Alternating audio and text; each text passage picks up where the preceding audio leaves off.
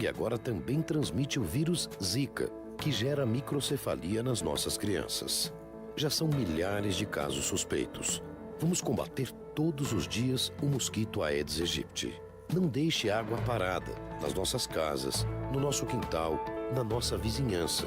Elimine todos os criadouros. Essa luta é de todos nós.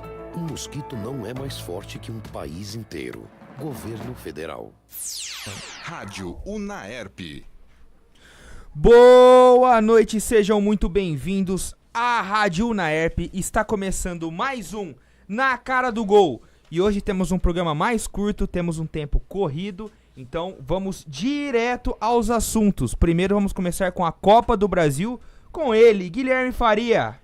Boa noite a todos, vamos começar falando da Copa do Brasil. Nessa quarta-feira já tem a primeira partida entre Flamengo e Cruzeiro pelas finais. O primeiro jogo vai ser disputado no Maracanã, o segundo jogo dia 27 no estádio do Mineirão. Um dado curioso desse jogo, desse confronto entre Flamengo e Cruzeiro, é que o Flamengo, desde quando o Flamengo já disputou 6 finais de Copa do Brasil, essa vai ser a 7ª. Nessas 6 finais que o Flamengo disputou o primeiro jogo, ele nunca perdeu a primeira partida. Já o Cruzeiro não vence no Maracanã, local da partida de quarta, desde 2013, quando o Maracanã foi reinaugurado para a reforma para a Copa do Mundo. Eu queria saber a opinião de vocês sobre esse confronto, se tem favorito, se não tem, e para esse jogo qual o resultado? O Flamengo é mais do que favorito nesse jogo. Mais do que favorito? O Flamengo vem de uma vitória sobre o Botafogo que estava embalado.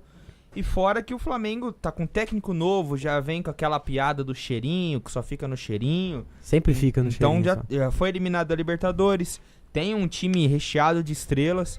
Então acho que sem sombra de dúvida o Flamengo é mais do que favorito nesse título. Mas eu acho que dá Cruzeiro. Você acha que dá Cruzeiro? Eu acho. Eu acho que vai dar tipo assim, o Flamengo vai ganhar o primeiro jogo. O segundo vai pros pênaltis. E o Cruzeiro nos pênaltis, o Cruzeiro ganha. Eu acho que o Flamengo ganha também esse primeiro partido. Não sei a segunda, mas eu acho que pelo menos a primeira Flamengo. Eu acho que dá Flamengo. O Flamengo precisa jogar bola, né? Porque se ele jogar o que foi o último jogo contra o Botafogo lá, não vai virar muita coisa não. O time do Mano Menezes é muito bem armado, é um time que joga rápido no ataque, ele também com Sobis, Thiago Neves, também é um time perigoso, a gente não pode desdenhar de jogador desse nível, né? Porém, o Flamengo, para mim, é o grande favorito, até pelo o fato de não ter ganho nada, praticamente nada esse ano, tá aí recheado de estrelas e também tem uma certa cobrança para levar esse título da Copa do Brasil. E a dúvida maior do Flamengo para esse jogo que o Reinaldo Rueda ainda não acertou é entre os goleiros, né? Porque o Diego Alves, que é o titular absoluto, não pode disputar a Copa do Brasil, porque ele chegou depois do início da competição.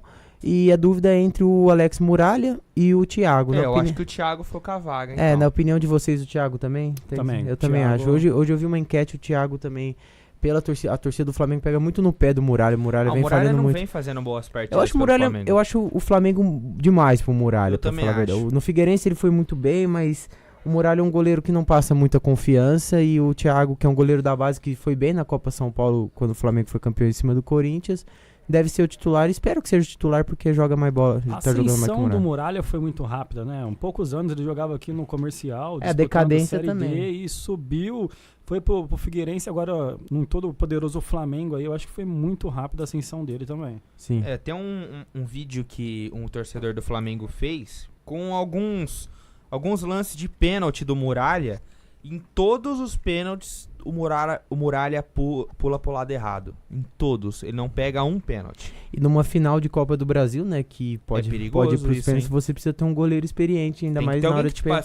Não só em pênalti, durante a partida toda você tem que ter E o Fábio, goleiro do Cruzeiro, é um goleiro experiente, né? Um goleiro que tá acostumado com grandes decisões e na hora dos pênaltis pode fazer a diferença. Então, mas aí que entra. Eu acho o Fábio... Não sei vocês, mas eu acho o Fábio um goleiro mediano. De mediano pra fraco. Eu não acho... Você acha o Fábio fraco? Eu acho. Eu não acho ele um grande goleiro, mas eu acho que nessa hora a experiência pesa.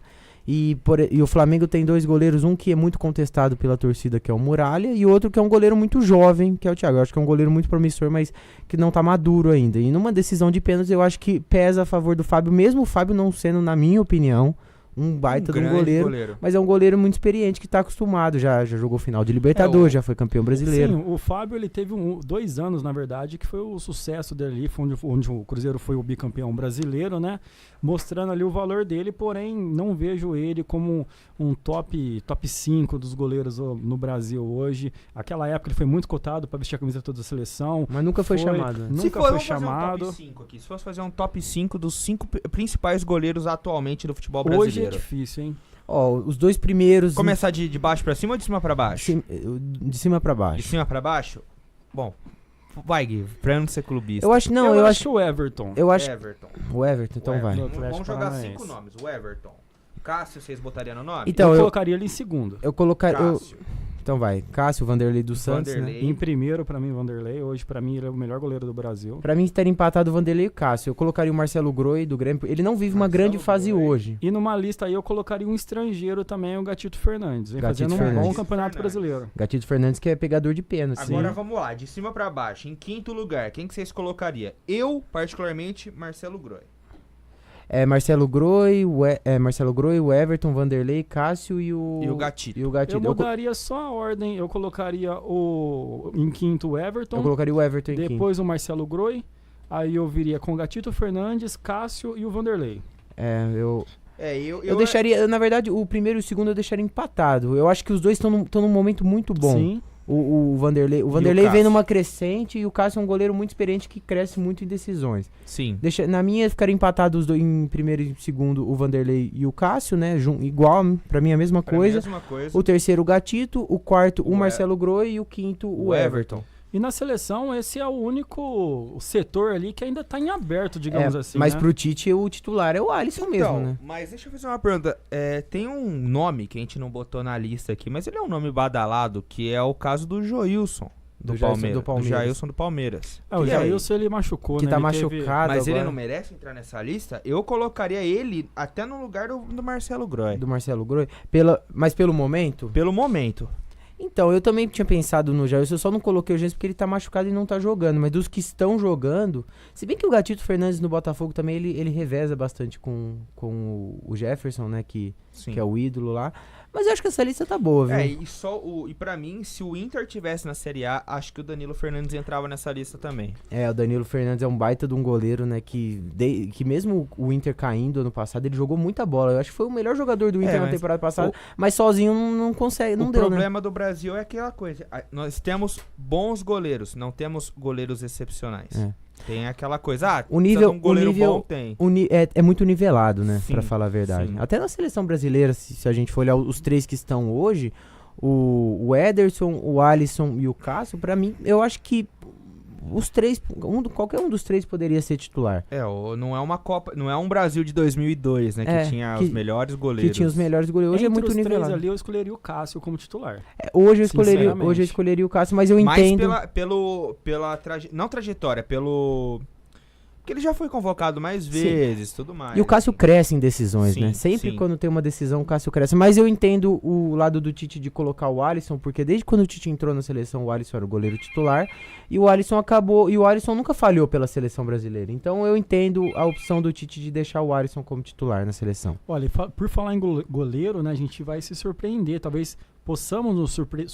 Nossa, tá difícil hoje falar. Que é o seguinte, parece que vai ter uma troca aí entre Palmeiras e Botafogo, que o Gatito Fernandes vai pro Palmeiras e o Vitor Luiz fica no Botafogo. Não, e o Praz vai pro Botafogo também. Eu escutei que o Praz ia pro Inter. Então, fala muito do Praz no Botafogo também. O Praz não vai renovar, né, o contrato com o Palmeiras. Eu acho que já deu. Eu acho que se ele continuar nesse momento ruim com o Palmeiras, pode manchar a imagem dele. Eu acho que ele deve ser homenageado agora, né? Sim. Porque ele ganhou muita coisa com o Palmeiras, então agora... Ano passado ele foi praticamente um destaque. E depois daquela lesão que ele teve antes das Olimpíadas no cotovelo, ele acabou não conseguindo retomar a forma física ideal.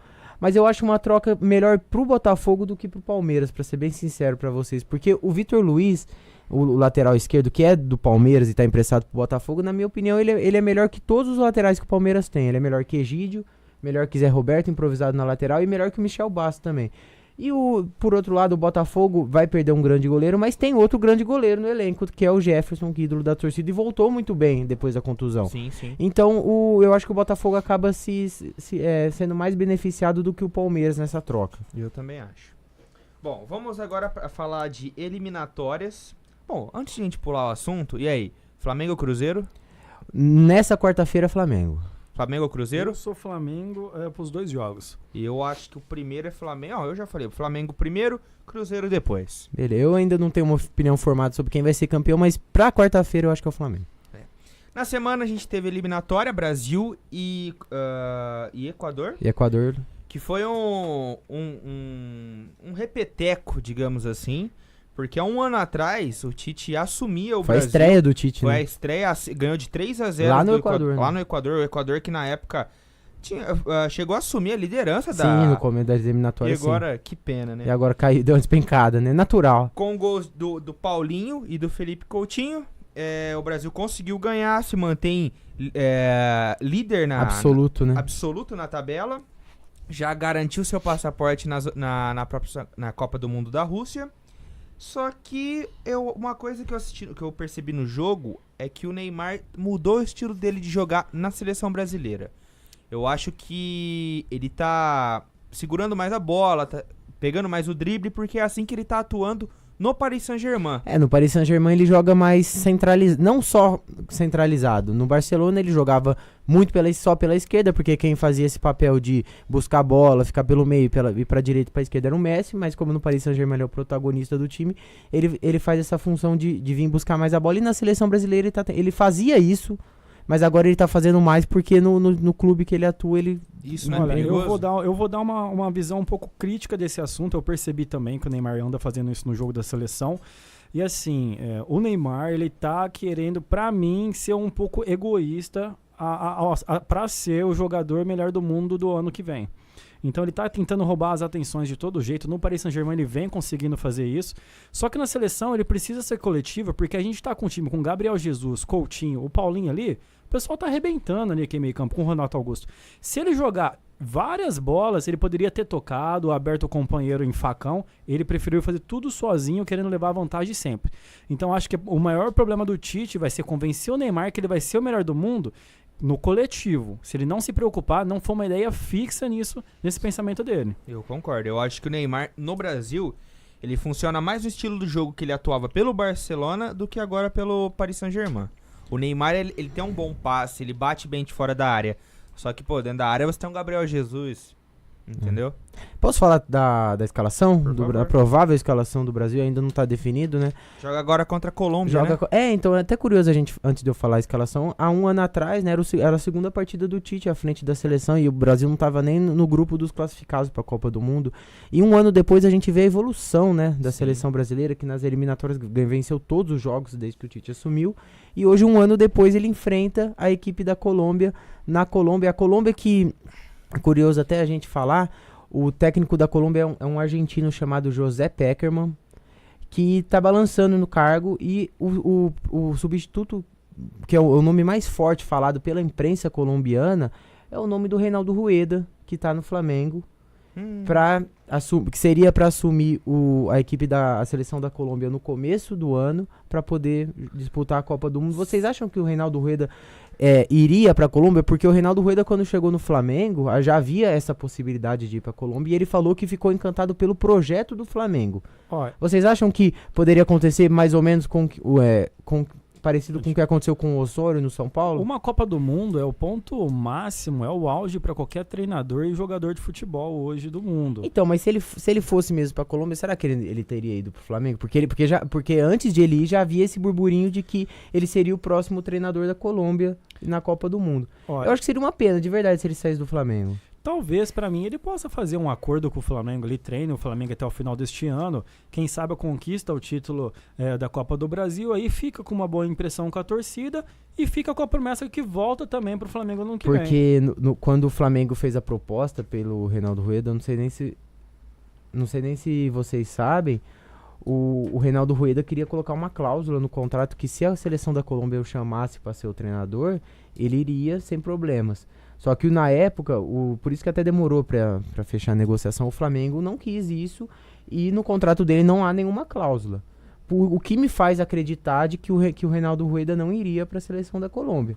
Olha, lógico que para um treinador o ponto alto é dirigir a seleção do seu próprio país na Copa do Mundo, mas a seleção da Colômbia na Copa do Mundo, por mais que o futebol colombiano tenha crescido muito nos últimos anos, não é uma seleção que vai brigar por título. Não é uma favorita. É uma seleção que vai, no máximo, até as quartas de final. Eu acho que de quarta, se chegar numa semifinal já é uma zebra. E o projeto do Flamengo, o Flamengo hoje tá com a casa arrumada, tem um centro de treinamento, tem a maior torcida do Brasil e tem muito jogador bom. Eu acho que pro Reinaldo Rueda, se ele faz um projeto no Flamengo, por exemplo, 3 anos no Flamengo, vence a Copa do Brasil esse ano, se classifica pra Libertadores do ano que vem, e no ano que vem ou no outro consegue conquistar o título da Libertadores e depois disputa o Mundial de Clubes. É um projeto ambicioso e é um projeto que não é impossível de acontecer. Não, ainda. Porque Tá num time bom. Pelo elenco do Flamengo, porque às vezes o ano que vem o Flamengo contrata, sei lá, mais um volante, um lateral direito que é carente, mais um zagueiro ali pra chegar e vestir a camisa realmente e acabar com essa dúvida da zaga do Flamengo. Vem, ele vai ter um ano todo de projeto. E vai ter dinheiro, né? Porque a base do Flamengo, o meio pra frente do Flamengo já tá montado pro ano que vem. Pode contratar um jogador ou outro pra compor o elenco, mas não vai contratar nenhum camisa 10, nenhum camisa 9, porque já tem. Então eu acho que pro Reinaldo Rueda seria muito melhor ele continuar no Flamengo, mesmo se houver essa proposta da Colômbia. Eu não sei se vocês pensam da mesma maneira. Não, eu concordo com você. Inclusive, eu acho que ele não vai. Eu também acho isso. Porque se ele for, pra começar, ele vai estar sendo desonesto com o Flamengo. Então, certo? Eu também acho, porque o Flamengo quer um treinador a longo prazo, né? Exatamente. Com um projeto. O problema é que não existe ética no futebol mais, né? Não existe. Tá bem complicado isso, né? Primeira proposta que você tem, você sai, né? Isso é complicado, mas espero que ele fique. Olha, por falar em Copa, eu tomei a liberdade aqui de fazer eu queria fazer um top 5, na verdade, do que pode ser a pedra no sapato do Tite em 2018, agora na Rússia. A seleção que pode derrubar o Brasil. Sinceramente, eu não consegui chegar aos 5. Eu fiz 3, de repente vocês quiserem dar uma opinião também, 3 times de vocês aí. Pra mim, a Alemanha, motivo claro, hoje meteu 6-0 na Noruega, além de ser atual campeão do mundo. O Chile, por ser o atual campeão da Copa América, vem jogando muita bola também. E a Argentina, que a gente não pode desdenhar dela, apesar de estar muito mal. O Chile que hoje foi, não tá nem no grupo dos classificados, né? O Chile é o 6º. Chile e Argentina não estão, mas perdeu pro Paraguai o último jogo por 3-0 em casa. Eu acho bem difícil os dois não se classificarem. Eu trocaria o Chile pela França. Eu acabei de anotar isso aqui. Pela França também? E eu anotei uma coisa assim, um time que vem sendo sensação é a Bélgica. A Bélgica. Ela tá com jogadores muito bons em clubes principais da Europa. É um time a ser... Se bem que na Eurocopa ela deu deu uma aquela balançada ali, né? Mas a França, como o Gui disse, tem a maldição de 98, 2006. Gente, e se a gente for olhar o time da França no papel, é um timaço também, hein? É um time muito bom. É um timaço, tem um baita de um goleiro. O time inteiro é bom, na verdade, né? O trio de ataque da França é o Griezmann, pelo lado esquerdo. Mas que no último jogo ficou no 0-0. Sim, ficou no 0-0 com uma seleção. Acho que foi o Luxemburgo. Não, acho que foi. Não é nem Luxemburgo. Lituânia, não sei. Foi uma seleção bem fraca. Decepcionou realmente. 0-0. Mas o trio de ataque, né, da seleção da França é Griezmann do lado, o Mbappé do outro e o Benzema. E tem o Pogba também. Tem o Pogba, tem muitos jogadores com muito potencial. Então eu acho que é uma seleção que pode derrubar o Brasil sim na Copa. Eu também acredito. E a gente tava falando da escalação, eu vou falar rapidinho a escalação do Brasil, a provável escalação do Brasil pro jogo de amanhã contra a Colômbia, 5h30 da tarde lá na Colômbia. O Alisson no gol, nenhuma dúvida até aí. Daniel Alves, Marquinhos, Thiago Silva e Felipe Luiz. O Thiago Silva e o Felipe Luiz vão entrar no time porque o Miranda e o Marcelo foram cortados, né? Um por suspensão, o outro por uma pancada na última partida. Certo. No meio, Fernandinho ou Casemiro, Paulinho, Renato Augusto, William, Neymar, Firmino ou o Gabriel Jesus. O Tite ainda precisa definir esse time, mas só 45 minutos antes da partida começar. Já foi definido, viu, Gui? Já foi Entre definido. Fernandinho e Firmino.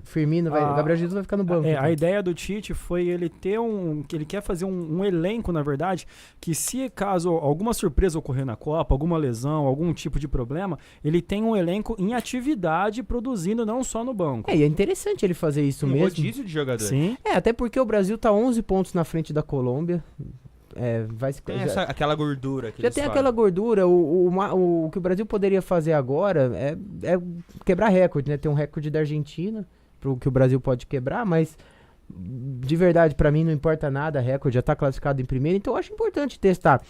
Se eu fosse o Tite, eu testaria um outro goleiro também, às vezes eu colocaria o Cássio pra jogar um jogo contra a Colômbia fora, seria um jogo legal pra testar o Cássio. Então, mas é que o Alisson ele é o favorito do Tafarel, né? Do Tafarel. Não, e eu acho que o Alisson pode dar conta do recado, mas já que já tá classificado, não corre o risco nem de perder a primeira colocação, coloca o Cássio num jogo contra a Colômbia. Eu acho que só não pode colocar o Cássio no próximo jogo, que é contra a Bolívia fora, pela altitude. Sim. Eu lembro antes da Copa de 2010 que o Dunga o Diego Souza tava no auge no Palmeiras e o Dunga colocou ele com a camisa 10 pra jogar contra a Bolívia fora na altitude.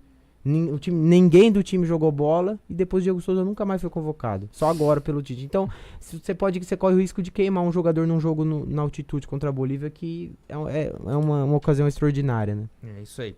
Vamos falar agora do São Paulo. O que tem de notícia aí, Neto? O São Paulo entra em campo no próximo sábado, às 19 horas, no estádio do Morumbi. Promessa de casa cheia, mais de 10 mil ingressos já foram vendidos também.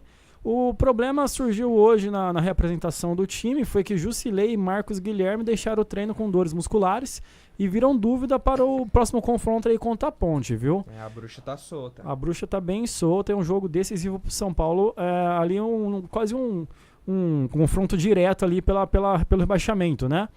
E uma surpresa hoje no time do São Paulo é que o zagueiro Douglas, que veio pouco tempo pro São Paulo, não foi muito aproveitado, tá bem próximo do acerto com a Chapecoense. Fraco demais o Douglas, não merece vestir a camisa do São Paulo. E a torcida do São Paulo, eu queria falar, a torcida do São Paulo não merecia que o time caísse, pelo que a torcida vem fazendo esse ano. A torcida do São Paulo sempre foi muito criticada por ser uma torcida que só vai quando o time tá numa boa. Esse ano provou ao contrário. No jogo, um dia antes do jogo contra o Palmeiras, o São Paulo fez um treino aberto no Morumbi e teve 18 mil torcedores para assistir um treino do São Paulo. No dia seguinte acabou perdendo pro Palmeiras, o time não tá ajudando. Mas o que a torcida do São Paulo vem fazendo, tanto é que o maior público do campeonato é do São Paulo, no jogo contra o Cruzeiro, os maiores públicos contra o Cruzeiro, contra o Curitiba, e agora deve encher o Morumbi também contra a Ponte Preta. A torcida do São Paulo vem fazendo seu papel esse ano. E por falar em coisa ruim, deixa eu fazer uma pergunta, não sei se vocês acham. Mas se continuar mais 2 jogos aí que o São Paulo perca, vocês acham que o Dorival cai? Olha, se ele não cai, ele pede pra sair, porque pra mim tá muito na cara que o Dorival não tá tendo controle do time. O time não tá obedecendo ele taticamente, parece que ele nunca viu um time tão perdido. E na minha opinião, o Dorival, eu já dei o meu palpite aqui, ele é um técnico que ele ganhou uma imagem muito alta no Brasil, porém ele nunca ganhou nada assim, digamos, que represente mesmo um campeonato brasileiro, uma Libertadores. Ele ganha Paulista, né? Ele ganhou Paulista com o Copa do Neymar, Brasil. com o Ganso Ganhou no a Copa do auge. Brasil. Sim, com o Neymar, Ganso no auge, o Ganso mandando nele, falando que não ia sair de campo. Então, assim, fica a minha dúvida sobre o trabalho do Dorival. Pra mim, o problema não é o Dorival Júnior, porque o time tá jogando a mesma coisa que jogava com o Rogério Ceni. Pra mim, o que acontece quando um time grande entra na zona de rebaixamento, a pressão é muito maior. Você pega um Bahia, um Curitiba, uma Chapecoense mesmo, que se passa o campeonato inteiro ali em 17º, 18º, é uma situação normal, São porque times que estão a acostumados, pretensão né, do Gui? time no campeonato é não cair. Agora, a pretensão do São Paulo no começo do ano, a gente falava que aí o São Paulo brigava por Libertadores. Isso E aí. agora, a hora que o time grande entra na zona de rebaixamento, a pressão é muito maior. Eu acho que a perna do jogador acaba pesando mais, falta um pouco de confiança. O exemplo que aconteceu com o Internacional ano passado, o Internacional não tinha um time pra ser rebaixado. Tinha um time, não era um time pra ser campeão brasileiro, mas era um time pra ficar ali no meio da tabela. Pra brigar por Libertadores. Pra brigar ali pra brigar lá em cima, 7ª, 8ª colocação. Sim. E acabou sendo rebaixado. Eu acho que nessa hora, o que faz a diferença é o psicológico do jogador. O jogador acaba ficando muito pressionado, porque tá nessa situação. O São Paulo é um clube muito grande que nunca foi rebaixado. Mas vamos por assim, a zaga é muito criticada do São Paulo. A zaga, os 5 defensores do São Paulo são péssimos. Então, mas os 5 o são que ruins. acontece com o Rodrigo Caio? Rodrigo Caio que tá indo pra seleção. Então, pra mim o Rodrigo Caio é muito melhor como volante do que como zagueiro. Pra mim, o Rodrigo Caio foi convocado pelo fair play. Não tem outra explicação, porque não vejo uma bola dele assim. Jogou muito bem as Olimpíadas, mas eu não vejo o Rodrigo Caio um exemplo de zagueiro hoje no futebol nacional. Se a gente for analisar a defesa do São Paulo, o Sidão, fraco demais. Lateral direito, o Buffarini, todo mundo falando que o Buffarini é isso, campeão da Libertadores. Nunca vi o Buffarini jogar bola no São Paulo. Eu esqueci o nome daquele zagueiro que agora atua contra o Brasil. Arboleda? O Arboleda também. Fraquinho, Bem fraco. bem fraco. O Rodrigo Caio tá numa fase péssima. Pra mim nunca foi um grande zagueiro, era um bom zagueiro, mas tá numa fase péssima. E o Edmar, que o Dorival Júnior colocou como... Porque ele é um lateral que atuava bem defensivamente, até agora eu não entendi porque ele joga. Porque toda a bola que vem em cima dele, ele falha. No jogo contra o Palmeiras, ele falhou. No jogo contra o Avaí, ele fez um pênalti ridículo no atacante do Avaí, que nem ia chegar na bola. Então a defesa do São Paulo é péssima. Do meio pra frente, eu não acho que é ruim. Eu acho que é um time mediano pra bom. Só não se encaixou. Mas o grande diferencial é a defesa. A defesa é ruim. A defesa do São Paulo é muito fraca. Vamos falar agora do Palmeiras, que o Felipe Melo foi reintegrado ao grupo. Agora a pergunta é, ele foi reintegrado com o aval do Cuca ou por livre e espontânea pressão da diretoria? Então, hoje eu assisti a entrevista do Felipe Melo. Felipe Melo também, desculpa te cortar aqui, falou que não pediu Então, desculpa eu ia pro falar Cuca. isso. Um repórter falou assim, então você pediu perdão pro Cuca. Ele falou assim, não, em momento nenhum eu falei isso. Eu pedi desculpa para o Palmeiras. E ele falou que não vai mudar a atitude dele, que a atitude que ele tinha deu certo a carreira inteira dele, não vai ser agora que ele vai mudar. Você viu que o Felipe Melo, do lado da TV dele, tem uma foto dele dando soco na cara do Uruguai lá?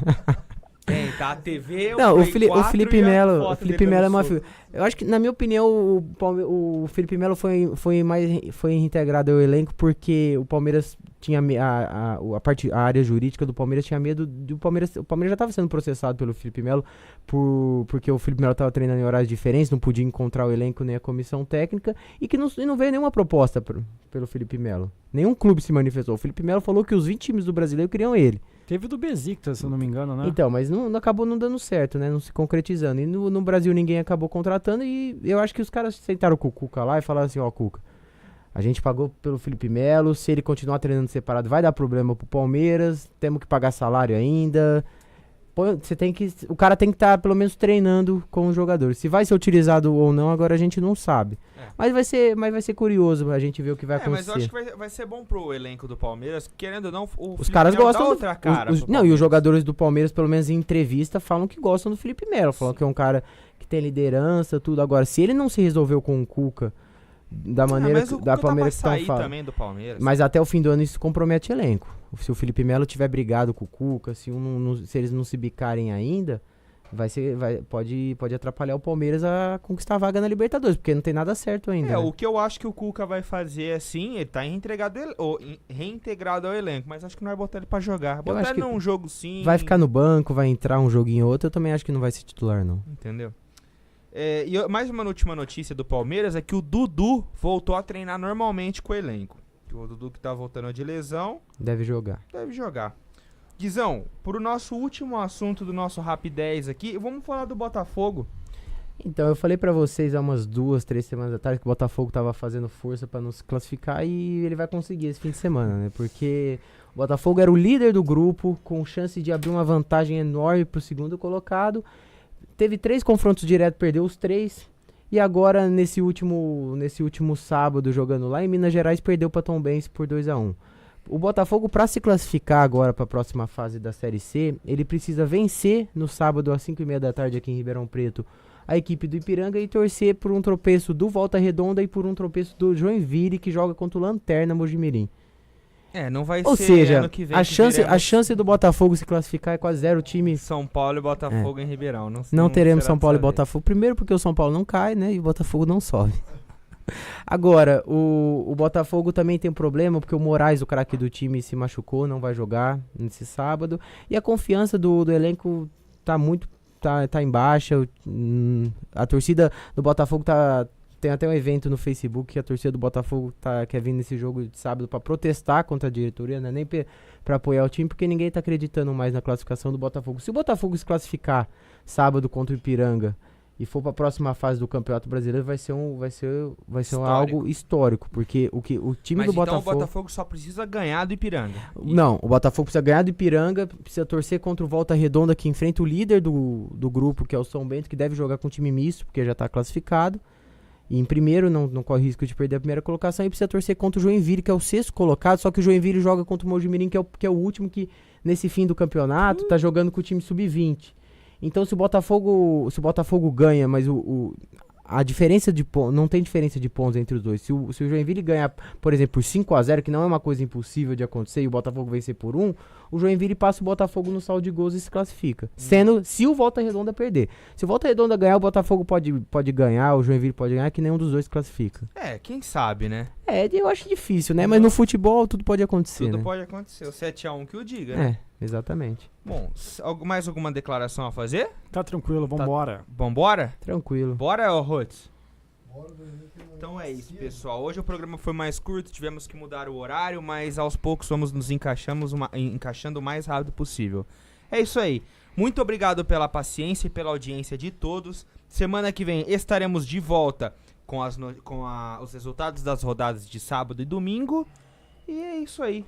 E semana que vem tem Libertadores, né? Quarta de final, e a gente vai fazer um aquecimento Libertadores. da próxima rodada. É isso aí. Então, um beijo no coração e tchau!